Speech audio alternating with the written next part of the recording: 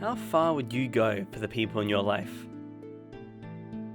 I know the video just started and I've already thrown you into the deep end, but I imagine in most cases you would have drawn the conclusion that you would either A. kill for your dog, or you'd commit the greatest of sins if it meant saving your friends or family. Or maybe you're one of those cooler, edgier fellas who strive alone, so I ask, how far would you go for the blade? But I ask this question with genuine curiosity, because Main Abyss's Wazukyn is often lumped as the antagonist of this arc, which feels strange because what I'm about to say out loud is how I genuinely feel. I don't think Wazukyn is a villain. Like, at all. Okay, or maybe a smidge? Could you guys please at least put the fire out and let me finish what I have to say? Main Abyss consists of some of the most complex and compelling characters I have seen in Japanese storytelling to date. I find that anime is a medium that doesn't like to trend the lines between what is good and what is evil. I mean, it has in the past, don't get me wrong, but it's not a prevalent or consistent storytelling element, which is something I've found quite strange. I always assume that if a villain exists within a story, they would be an incredible driving force in the culmination of a character's development or a narrative's turning point. I mean, it does this in Main Abyss after all, but what I find to be the most interesting part about this particular circumstance is that Wazukyn is a catalyst for change in the lives of not only the Ganja Corps in the Narahade village, but even our main characters. And again, he isn't a villain. This video aims to explore a little into why I don't believe Wazukyn is an antagonist, as well as why I believe he is one of the biggest additions to this manga story as a whole. Whether you love or hate this arc, I aim to explain why he is, without question, the most complex character in the entirety of Main Abyss. So acting as Wazukyn's defense, I need to break down why he is deemed a villain by the fandom. Now pay attention to my super fun happy chart. So why is Wazukyn a baddie? Well, without any concrete evidence, he has followers aid him in a quest into a hellhole ignited by his own ambitions. He is okay with what becomes of Ramui due to her wishes as shown by giving her a second cradle of greed. He uses the babies of Ramui as a food supply. The goal of the journey comes first. He is a guy who has to do what he needs to do. And worst of all, he ate a fucking bug, people. Boy, Wazukyn, you're making this case very hard, but don't worry, let Papa Pickle handle it. Before I continue, I just want to say I don't agree with Wazukyn's agenda. Ramui is a precious little being worth protecting. I would do anything to protect her. Wait, what did I just say? Anything to protect her? Why? Why would I want to protect her? Because I respect her? Just what does anything mean? With this idea in mind, let's take a step back into Wazukyn's shoes. Would we say that all deaths, all the actions partaken by Wazukyn were all in his favor? Would we say that all that was lost was for the sake of his prophecy? Well, I'd argue no. Even if that was what drove him in the first place to save Veko, Wazukyn cares about his team. He may not show it, and the pursuit to the Golden City may appear as his main ambition, but if we take a step back, the homeland isn't for himself. He was the seed, the leader who posed the idea to find a new homeland for him and his exiled brethren.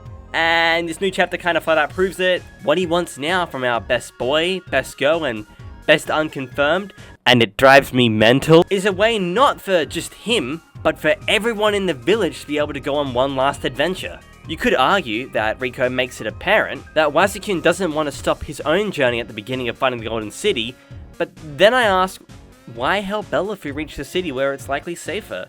Why allow the team to adopt the pet and Ramui despite knowing very little about their existence? Why take that risk? Why does he also commonly discuss his plans with the group to keep no secrets? Hell, even after Veko's body is damaged, Wazukyn happily accepts her as one of his own. Why do any of this? I very strongly doubt that he is some kind of Senku descendant and somehow calculated that all of these were necessities to reach the city.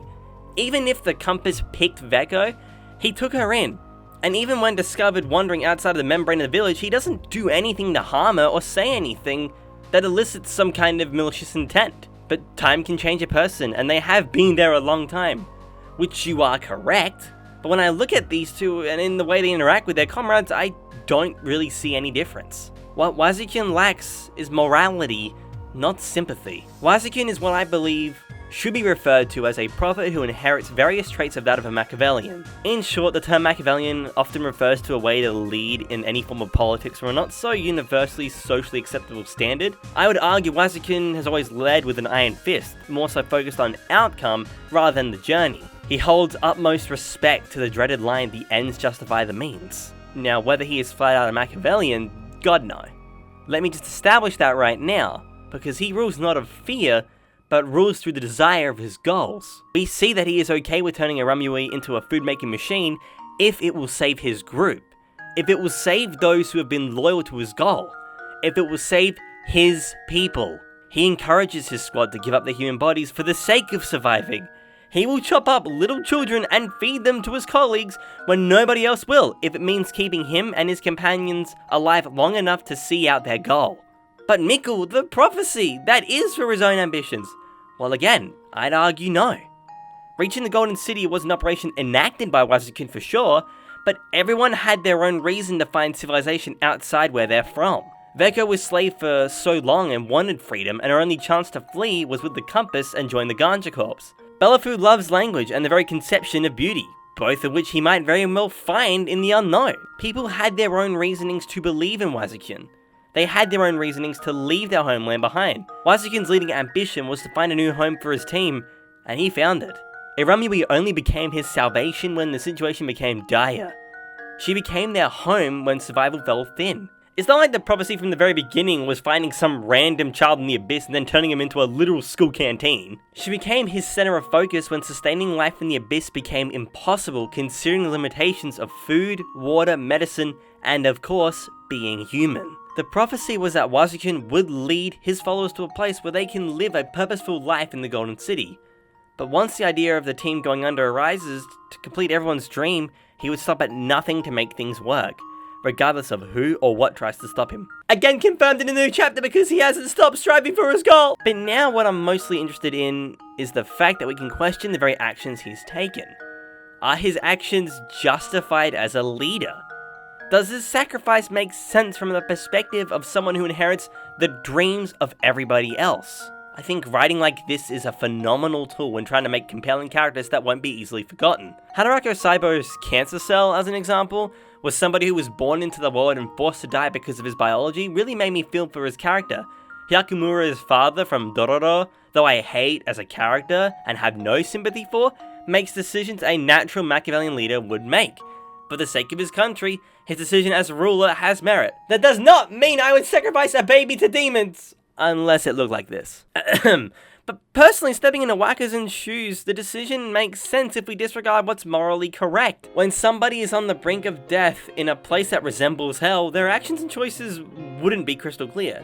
And what I love about Wazukyn as a character is that he genuinely is terrifying, much like Bondrewd, but to a completely different capacity. Because now Reg and Riko are forced into one of the biggest decisions they will have to make in their entire lives, because of the actions taken by Wazukyn and the Ganja Corps. Reg and Riko must now choose: save Nanachi at the expense of the lives of the Narahate, or abandon Nanachi and Paputa's request to free the village, leaving Iramyui to drown in her own misery. So I ask again, how far would you go for the people you love? For your friends? For your family? If it meant saving everybody at the expense of someone you just met, what would you do? Because what I see is a terrifying truth about humans. A scary truth about ourselves through Wazukyn's heartless actions. Humans can be so very selfish if it's for somebody else.